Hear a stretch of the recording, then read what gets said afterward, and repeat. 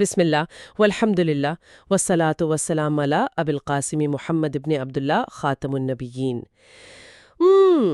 آج کے اس تفصیلی مطالعے میں ہم جس موضوع پر بات کرنے والے نا وہ انسانی فطرت کا ایک بہت ہی الجھا ہوا اور تاریک پہلو ہے۔ جی، اور یہ ایک ایسا پہلو ہے جس کا سامنا ہم روزانہ کرتے ہیں۔ بالکل، یعنی ہم آج تجسس کے بارے میں بات کریں گے، دوسروں کے راز جاننے کی جستجو۔ ہمارے پاس جو ذرائع ہیں جن میں قدیم تفاسیر ہے، احادیث ہیں اور جید علماء کے اقوال ہیں، ان کی روشنی میں ہم اس بات کا ایک گہرا مطالعہ کریں گے کہ انسان کے اندر دوسروں کی زندگیوں میں جھانکنے کی اتنی شدید خواہش کیوں ہوتی ہے۔ اور اس علمی جائزے کا مشن بھی یہی ہے کہ ہم جانیں کہ اسلام نے کب اس پر سختی سے پابندی لگائی اور وہ کون سے حیران کن لمحات ہیں جب جاسوسی کرنا باقاعدہ ایک فریضہ بن جاتا ہے۔ صحیح، مطلب یہ موضوع اس لیے بھی اہم ہے کہ اگر ہم انسان اپنی روزمرہ کی روٹین دیکھیں تو دفتر کی باتیں ہوں یا خاندان کی، ہم محض اپنے تجسس کی تسکین کے لیے انجانے میں اتنے گناہ کر بیٹھتے ہیں، ہمیں احساس تک نہیں ہوتا کہ ہم کسی کی عزت سے کھیل رہے ہیں، استغفر اللہ۔ تو اس کی شروعات کہاں سے ہوتی ہے؟ عربی لغت میں دو لفظ ہیں جو سننے میں بالکل ایک جیسے لگتے ہیں، لیکن ان کا مقصد زمین آسمان کا فرق رکھتا ہے۔ اچھا، وہ دو الفاظ کون سے ہیں؟ ایک لفظ ہے تجسس، جو کہ جیم کے ساتھ لکھا جاتا ہے۔ اس کا بنیادی مطلب ہے کسی کے پوشیدہ معاملات کی، خاص طور پر اس کی برائیوں کی کھوج لگانا، یعنی اس کے پیچھے ایک بدنیتی ہوتی ہے، دوسرے کو نیچا دکھانے کا یا پردہ دری کا ارادہ ہوتا ہے۔ اور یہ ایک ایسی خصلت ہے جو انسان کو اندر سے کھوکھلا کر دیتی ہے، استغفر اللہ۔ مطلب یہ تو سراسر ایک منفی چیز ہو گئی۔ تو جو دوسرا لفظ ہے اس کا کیا معنی ہے؟ ہاں، جو دوسرا لفظ ہے وہ تحسس ہے، ہاں کے ساتھ۔ اس کا مفہوم بالکل مثبت ہے۔ اس کا مطلب ہے ہمدردی یا خیر خواہی کے جذبے سے کسی کی خیریت معلوم کرنا۔ حضرت عبداللہ بن عباس رضی اللہ عنہما نے بہت خوبصورتی سے کہا ہے کہ تحسس بھلائی کے لیے ہے اور تجسس برائی کے لیے ہے۔ واہ، کیا واضح فرق ہے۔ بالکل، اور اس کی بہترین مثال قرآن مجید میں ملتی ہے۔ جب حضرت یعقوب علیہ السلام نے اپنے بیٹوں سے کہا کہ جاؤ اور یوسف علیہ السلام اور ان کے بھائی کی خبر لاؤ، تو وہاں قرآن نے فتحسسوا کا لفظ استعمال کیا ہے۔ کیونکہ وہاں ایک باپ کا دکھ تھا، ہے نا، سلامتی کی خبر لانے کی تڑپ تھی، کوئی برائی ڈھونڈنے کی نیت تو نہیں تھی۔ جی بالکل ایسا ہی ہے، وہاں کوئی بدنیتی نہیں تھی۔ اگر میں اسے آج کے دور کی ایک مثال سے جوڑوں تو یہ کچھ ایسا ہے کہ فرض کریں طوفان آیا ہوا ہے یا کوئی قدرتی آفت ہے، اور کوئی انسان اپنے کسی دوست کا سوشل میڈیا اس لیے چیک کرتا ہے کہ دیکھے وہ محفوظ ہے یا نہیں، تو یہ تحسس ہے۔ صحیح، یہ ایک مثبت فعل ہے۔ لیکن اگر وہی شخص اسی دوست کے ذاتی میسیجز ہیک کر کے پڑھے کہ اس کی خامیاں یا کوئی راز پکڑ سکے، تو یہ جیم والا تجسس ہوگا، ہے نا؟ 100% درست، اور یہی وہ تجسس ہے جس پر اسلام نے بہت سخت پابندی لگائی ہے۔ تو شریعت اس بارے میں کیا کہتی ہے؟ مطلب اس کی ممانعت کتنی سخت ہے؟ بہت زیادہ سخت۔ سورۃ الحجرات کی آیت 12 میں واضح حکم ہے کہ بہت سے گمانوں سے بچو اور تجسس نہ کرو۔ یہاں شیخ ابن عثیمین کی ایک بڑی کمال کی تشریح ہے۔ وہ بتاتے ہیں کہ انسان کبھی بھی بلا وجہ تجسس شروع نہیں کرتا۔ اچھا، تو شروعات کہاں سے ہوتی ہے؟ شروعات ہمیشہ شک یا بدگمانی سے ہوتی ہے۔ جب انسان شک کو ذہن میں جگہ دیتا ہے نا، تو وہ شک اسے کھوج لگانے پر مجبور کرتا ہے، اور شیخ فرماتے ہیں کہ یہ چیز انسان کو تھکا دیتی ہے۔ بالکل، مطلب دماغ تو ہر وقت اسی الجھن میں رہے گا نا کہ کون کیا کر رہا ہے۔ بالکل ایسا ہی ہے، اسے ذہنی سکون نہیں ملتا، اور پھر معاشرے میں بغض اور عداوت پھیلتی ہے۔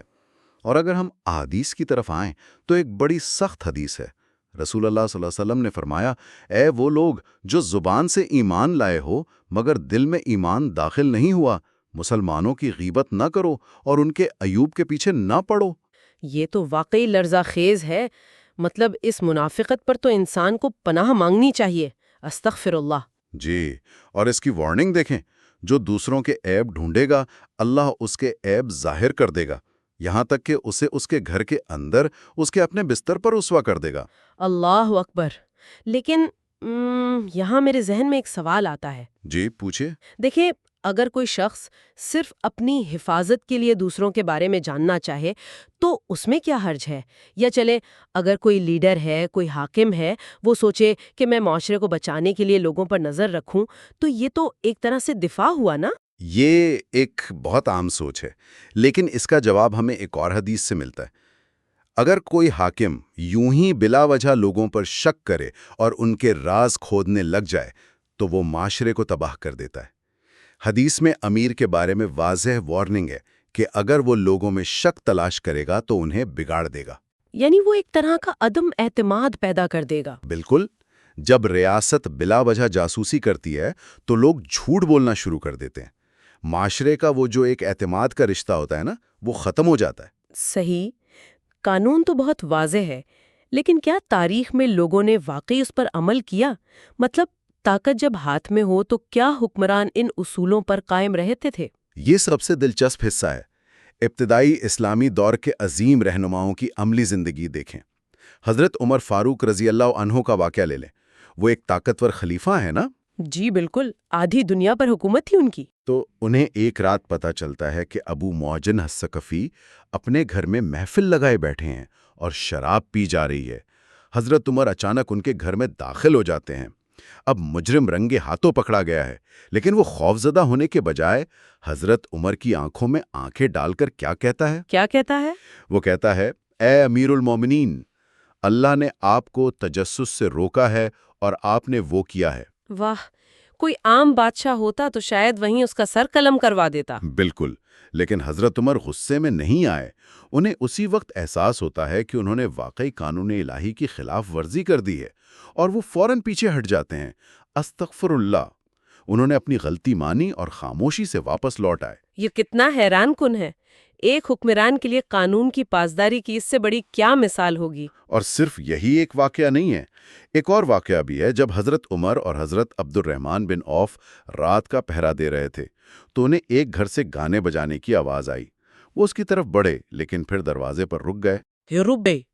انہیں فوراً ہی احساس ہوا کہ وہ دیوار کے پیچھے ہونے والے گناہ کو سننے کی کوشش کر رہے ہیں، جو کہ تجسس ہے۔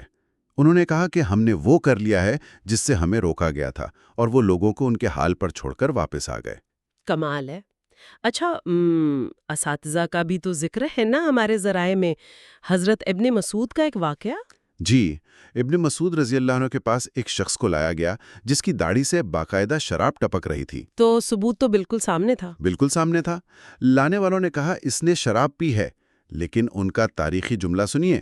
انہوں نے کہا ہمیں تجسس سے روکا گیا ہے، ہم صرف ظاہر پر فیصلہ کرتے ہیں۔ یعنی زبردستی کسی کا پردہ چاک نہیں کرنا۔ جی، اگر کوئی بند کمرے میں گناہ کر رہا ہے اور اس کا اثر باہر معاشرے پر نہیں پڑ رہا تو ریاست کا کام اس کے ذاتی معاملات میں تانگ جھانک کرنا نہیں ہے۔ لیکن یہاں ایک نیا موڑ آتا ہے کہانی میں۔ وہ کیا؟ دیکھیے، یہ سارے واقعات سن کر تو یوں لگتا ہے جیسے ہر قسم کی جاسوسی 100% حرام ہے، لیکن اگر ریاست دشمنوں سے غافل ہو جائے یا مجرموں کی خبر نہ رکھے تو وہ بچے گی کیسے؟ آپ نے بالکل صحیح نقطہ اٹھایا، اور یہیں سے تجسس سے مشروع یعنی جائز یا فرض جاسوسی کا تصور آتا ہے۔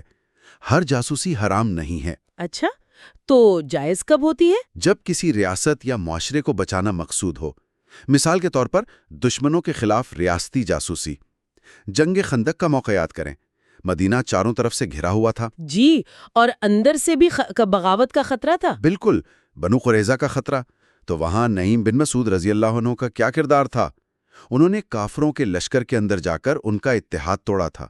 اسی طرح حضرت زبیر دشمن کی خبریں لے کر آتے تھے۔ اور صلح حدیبیہ کے وقت بھی تو رسول اللہ صلی اللہ علیہ وآلہ وسلم نے اپنا جاسوس بھیجا تھا نا؟ جی ہاں، رسول اللہ صلی اللہ علیہ وآلہ وسلم نے اپنا آئین یعنی جاسوس بھیجا تاکہ دشمن کے ارادوں کا پتہ چل سکے۔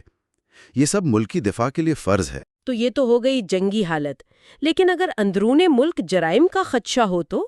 وہاں بھی قانون واضح ہے۔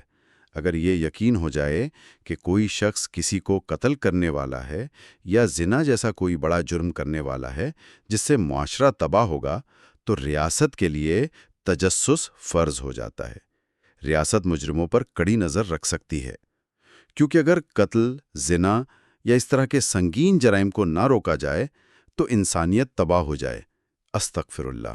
مطلب یہ بالکل ایسا ہی ہو گیا نا جیسے کوئی محلے دار بلا وجہ آپ کے گھر کی کھڑکی سے جھانکے تو وہ حرام ہے؟ بالکل حرام ہے۔ لیکن اگر کوئی تفتیشی افسر عدالت سے باقاعدہ وارنٹ لے کر آئے کسی بڑے جرم کو روکنے کے لیے تو وہ حلال اور ضروری ہے۔ بہت زبردست تشبیہ دی آپ نے۔ اور اس مثبت تجسس کی ایک اور قسم بھی ہے جو عوام کی فلاح کے لیے ہوتی ہے۔ وہ کیسے؟ حضرت عمر کا رات کو گشت کرنا یاد ہے؟ وہ مشہور واقعہ ہے جب ایک ماں اپنے بھوکے بچوں کو بہلانے کے لیے پانی میں پتھر ابال رہی تھی۔ ہاں، وہ تو بہت ہی دل خراش واقعہ ہے۔ اگر حضرت عمر رات کو گشت کرتے ہوئے یعنی عوام کی ضروریات کا مثبت تجسس نہ کرتے تو انہیں کیسے پتہ چلتا؟ وہ خود گئے اور اپنے کندھے پر آٹا لے کر آئے۔ واہ! ایک اور واقعہ بھی ہے۔ ایک ماں اپنے بچے کا دودھ جلدی چھوڑوا رہی تھی۔ حضرت عمر نے اس کے رونے کی آواز سنی اور پوچھا تو اس عورت نے بتایا کہ ریاست صرف ان بچوں کو وظیفہ دیتی ہے جن کا دودھ چھوٹ چکا ہو۔ تو وہ زبردستی چھڑوا رہی تھی پیسوں کے لیے؟ جی، اور یہ سن کر حضرت عمر رو پڑے۔ انہیں احساس ہوا کہ ان کے قانون کی وجہ سے ماؤں اور بچوں کو کتنی تکلیف ہو رہی ہے۔ انہوں نے قانون ہی بدل دیا کہ پیدائش کے دن سے وظیفہ ملے گا۔ تو مطلب یہ حکمراں کا پازیٹیو یا مثبت تجسس تھا جو فلاح کے لیے ضروری تھا؟ بالکل ایسا ہی ہے۔ اچھا، تو پھر ایک عام انسان یہ سب جاننے کے باوجود تجسس کیوں کرتا ہے؟ اس کے نقصانات تو معاشرے پر بہت برے ہوتے ہوں گے۔ ہے یا پھر بدگمانی، اور اس کا سب سے بڑا نقصان یہ ہے کہ رول ماڈلز کا، جو ہماری قداور شخصیات ہوتی ہیں، ان کا وقار گر جاتا ہے۔ رول ماڈلز کے گرنے سے کیا فرق پڑتا ہے؟ دیکھیں، جب ایک عام انسان کسی بڑی شخصیت کا چھپا ہوا عیب ڈھونڈ لیتا ہے اور اسے پھیلا دیتا ہے تو باقی لوگوں کے لیے بھی گناہ کرنا آسان ہو جاتا ہے۔ وہ سوچتے ہیں کہ جب اتنے بڑے لوگ یہ کام کر رہے ہیں تو ہم کیوں نہ کریں؟ اس سے پورے معاشرے میں بے اعتمادی پیدا ہوتی ہے۔ تو پھر اس بیماری کا علاج کیا ہے؟ سب سے بڑا علاج اللہ کا ڈر ہے۔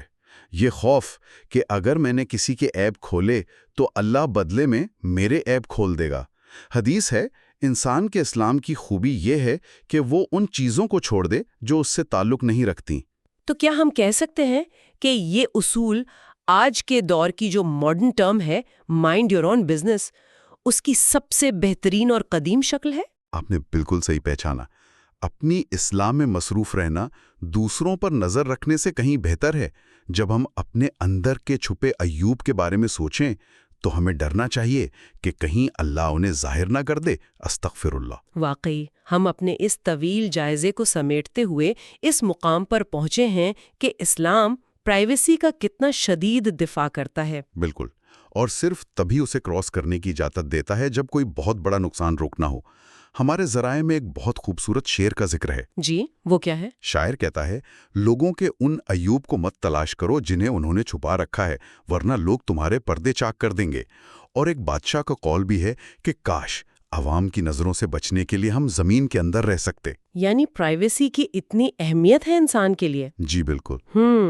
تو سننے والوں کے لیے اختتام پر میں ایک سوال چھوڑنا چاہتی ہوں۔ ذرا تصور کریں، وہ ساری توانائیاں جو ہم سوشل میڈیا پر دوسروں کی غلطیوں کو سکرول کرنے میں لگاتے ہیں اور لوگوں کی زندگیوں میں تانک جھانک کرنے میں ضائع کرتے ہیں۔ بالکل، اگر وہ ساری کی ساری توانائیاں ہم صرف اپنے اندر کی خامیوں کو ٹھیک کرنے پر لگا دیں تو کل صبح ہمارا معاشرہ کتنا مختلف اور کتنا شاندار ہوگا۔ ہمیں اپنے حال پر رحم کرنا چاہیے اور اللہ سے معافی مانگنی چاہیے۔ استغفر اللہ۔ اور اسی سوچ کے ساتھ ہم اپنی اس تفصیلی گفتگو کو یہیں مکمل کرتے ہیں۔